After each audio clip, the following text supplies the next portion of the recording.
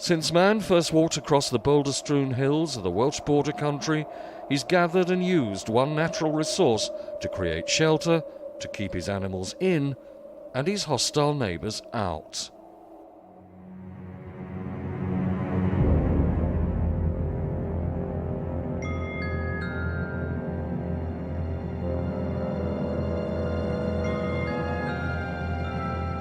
Stone, its strength and permanence so symbolic it's been used since the earliest times to celebrate life and commemorate death. The geology of this area is so varied, with some of the earliest rocks laid down some 700 million years ago. Here at Clee Hill, where we have an intrusive volcanic rock, it was laid down approximately 350 million years ago. It's a much harder rock and very hard to work for building purposes. But as the area became overlain with water and very deep seas, we see the different layers of sedimentary rocks outcropping in different parts of the district. As this molten rock cooled down, it fragmented, and there are all manner of different faults and fissures within it, and it's a very hard rock which is difficult to work. The sedimentary rock, which was laid down in different beds, is much easier to prise from the base material and much easier to work. The Romans brought engineers, quarrymen and stonemasons to these shores, but it was the Norman invasions of 1066 which laid the great traditions of stone building which would last for 1,000 years. In the years after the Norman invasion, there was an incredible period of building. The conquering armies wanted to impress the native population, and fortresses such as Ludlow Castle, Kilpeck Castle sprung up all over the land. Great churches, such as here at Abbeydoor, are also an enduring testament to the quality of the construction at that time. The master stonemason was an important figure during the Middle Ages, often doubling as architect, engineer and clerk of works. Most masons were journeymen of French origin who travelled the country to work on major projects. Their individual styles were repeated across the area as the culture and the influence of the occupiers was embedded in stone. Kilpeck Church in Herefordshire, one of the most perfect Norman village churches in the whole of England. Its carvings articulate many aspects of ritual life and fear in the Middle Ages. The simple naivety of sculpture is also seen in other churches in the area, such as Rowlstone and Abbeydoor. When you came to construct a church such as this, which was going to include a lot of symbolism and a lot of carvings, what you would have to do is choose a sandstone which could be cut in many different directions so that the sculpture and the relief could be clear to see for the local population, and at a time when there weren't books or means to get messages across, the sculpture would do that, and do it not only at the time it was built, for many centuries to come. Here we can see in this wonderful doorway sculpture which includes both Christian and Celtic symbols. We've got the tree of life, we've got flying birds, we've got lamb and cross. What about the dragons? The dragons were included because they symbolised evil and the fear that local people had. The idea was that like repelled like, and so the dragons should repel the fears of such creatures coming to this area. What's the problem associated with some of the symbolism? Well, such was the quality of the stone that the carvings have survived intact for almost 1,000 years. And whilst they were very real and meaningful to the inhabitants of the village in the post-Norman period, the Victorians found them a little too graphic in many respects for what they symbolised, and the fertility symbols in particular were ones which were hacked off at that period, but one survived.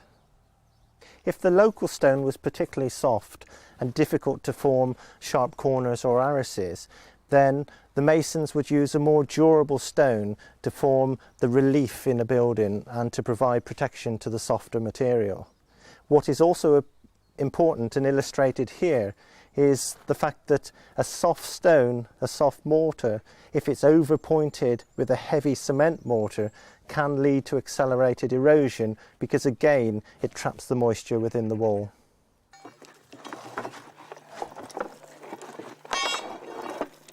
Because of its weight and bulk, stone was traditionally quarried as close to the building site as possible. Moisture, known as quarry sap, which was held in the material, allowed for easier working immediately after extraction. If the water content's there in the stone, it will definitely part easier. We find not much water content then in this surface stone, which is probably more tile stone than anything else. It's difficult to part. I mean, I've got a stone I've left out to the weather for 2 years. I mean, that probably is just about ready to come apart, mainly due to the sun and the frost. So not a lot of water content in the top. Further on in, if you next layers down, about another 2 feet in, water in a lot of the layers, and that's a milky water, and it's like soap on your fingers. You can sort of feel it like fairy liquid almost then.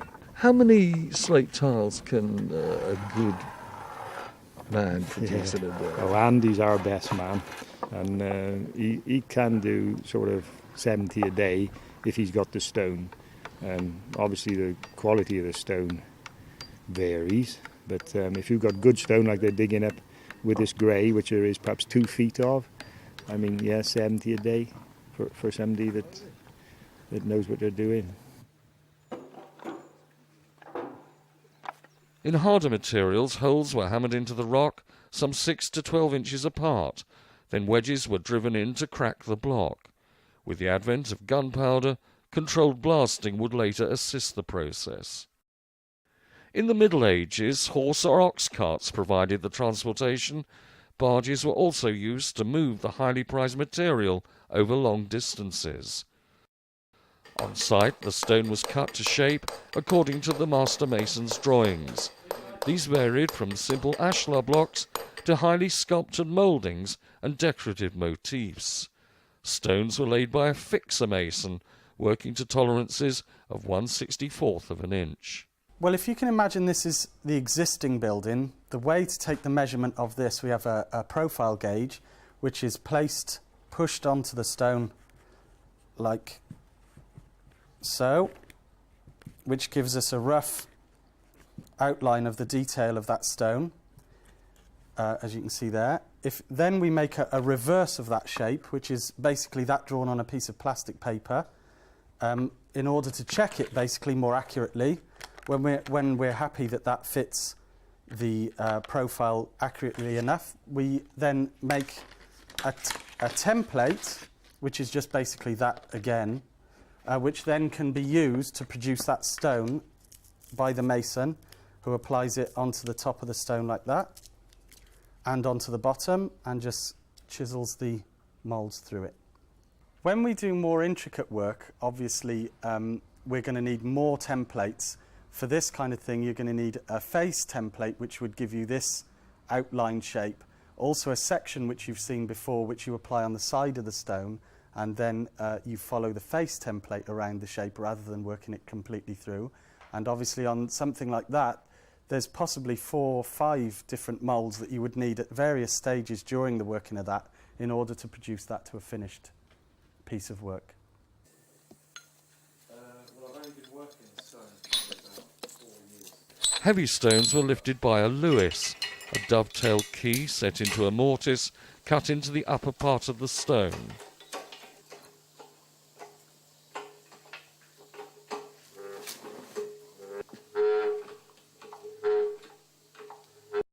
Although brick gained some mileage in articulating the latest fashions of the 16th and 17th centuries, the use of finely dressed stone not only indicated social status, but was also imposing in execution.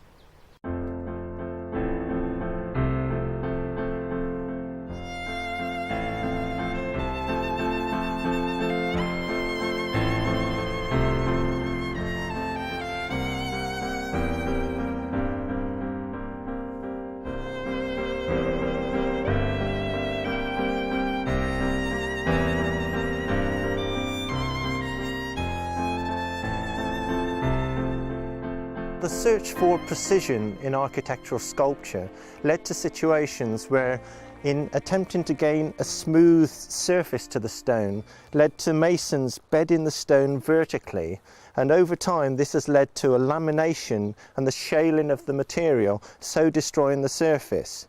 In other stones where it's laid horizontally with the bedding as it would have been in the quarry, it's a far more resilient form of bedding stones. We need to source a material which is going to look very similar to the original, but also to weather and perform in a similar manner to the host material. We need to cut back the decayed material so that we've got a good solid mechanical fixing, and take it back to the plane of the original stonework so that it in itself it can weather very similarly to the existing building. The location of stone-built country houses reflects the geological distribution of suitable building stone, with only the influential and the wealthy able to support the costs of transporting stone from often distant quarries. Well, the initial cost is staggering. When I inherited this in 1994, I had to go through a whole process of rebuilding the house. A lot of it was putting right the things that had been done wrong in the 1950s, removing concrete, asbestos, terrible treatments of the slates on the roof, and repairing some terrible pointing that had been put in the house. And that really ran into a 7-figure sum, which I think, if I'm right, is a fairly staggering amount. The annual upkeep is not so bad. Stone houses are fairly solidly built, and bar problems with earthquakes, which we've had in the past, is not too much of a problem. But here you can see where there has been a problem with the earthquake damage, and the top of lintels split. Behind it was an RSJ which had been shoved into the brick arch, destroyed the brick arch and caused infinite problems. So it's not just the way the house was originally built, but it's also the economies that have been made either in the building or in repairing it since then. In cottages and minor buildings, the stones were seldom quarried but collected from surface deposits. So tell me about the stonework. Well, here we have the much harder volcanic rock, and as you can see, the stones are far more angular, and that makes it much more difficult to construct a wall. You have to use copious amounts of mortar to infill the voids between the stones, and that makes it more vulnerable to erosion. And if they used a clay mix with very little lime, then any dampness can cause that to wash out, and then you see localised collapse in the stone. And what about the partition walls? Well, in a cottage such as this, where the plan was dictated by the span which could easily be roofed, then the subdivision was created by timber partitions. You had a spine beam which ran from one side of the building to another, and then intervening floor joists which carried the floor above. As you can see, these are in the round as cut from the poles in the woods, and it's a very primitive structure, but one which kept the elements at bay and provided shelter for the occupants. But in buildings where stones were evenly dressed, if you have a soft, easily worked stone, you can create very regular profiles in the masonry, and you can lay them semi-dressed, very evenly bedded, with very narrow bands of mortar, and it makes a very stable structure. stone walls were generally built to a thickness of between 18 inches and 2 feet, laid with facework on both sides, and the core filled with rubble and loose fill. Rubble stone masonry in its earliest form was laid dry. That is, the stones were carefully selected to knit together to form a very compact structure which would shed the water. The difference between dry stone walling and wet stonework is that the stones are laid in a soft lime mortar and brought to a level by means of compaction of the mortar. When the mortar is firm enough to be struck, it is tamped so as to expose the aggregate, and what that does is increase the cross-sectional area of the joint and allow a greater evaporation of moisture from within the structure. Where we have settlement within a wall and the inner core migrates down the structure, we sometimes have to reinforce the wall. We can do this by a number of means. In the most extreme case, it involves rebuilding, but where we can reinforce it, we do so. We do this by means of stainless steel ties, which are inserted from one leaf of the wall to another, or by introducing a grout which is a lime slurry or a pulverised fuel ash slurry as an example, into the core in such a form that it's liquid enough to flow between the voids but will solidify to link the two leaves of wall in together. The laying of stone slates requires skilled craftsmanship, as they are laid in diminishing courses towards the ridge with intricate lacing to turn around valley junctions or form a mitred hip on gables and dormer structures. This building has stood here for sort of centuries and hopefully will remain for centuries long after we have gone. We wanted to restore it very much in keeping with the character of it, and we've been fortunate in finding specialist builders and roofing contractors who've been able to do that. And although we're putting some new tiles on it, we're hoping, and we are reusing as many of the old tiles as we possibly can. Thatch and later clay tiles were options where availability allowed. Enlargement of cottages was achieved by outbuilding, by a right-angle projection, or by adding further bays to create a cottage row or terrace. The majority of cottages were 1 or 2 cell units with stone or timber stair to upper floors. A large fireplace was needed to provide the support for the large stack outside to create the draft for the fireplace. The larger it was, the bigger pieces of wood you could put on, and it was a centrepiece of the house. You gained warmth from the fireplace, and it also enabled you to cook the food which you grew around the property and from the animals that were raised around about. Cottage walls seldom rose more than 15 feet from ground to eaves. Upper floors were lit from gable windows.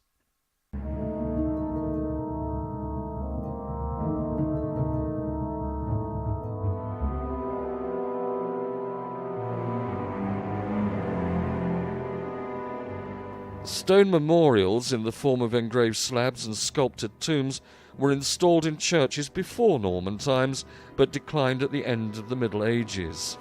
But 18th and 19th century taste for carved headstones and monuments led to the marking of graves, culminating in the extravagant tributes still found in cemeteries. Where we have very precious stonework which has a great deal of relief and detail, and we don't want the elements to erode that, then it is legitimate to go for surface consolidation.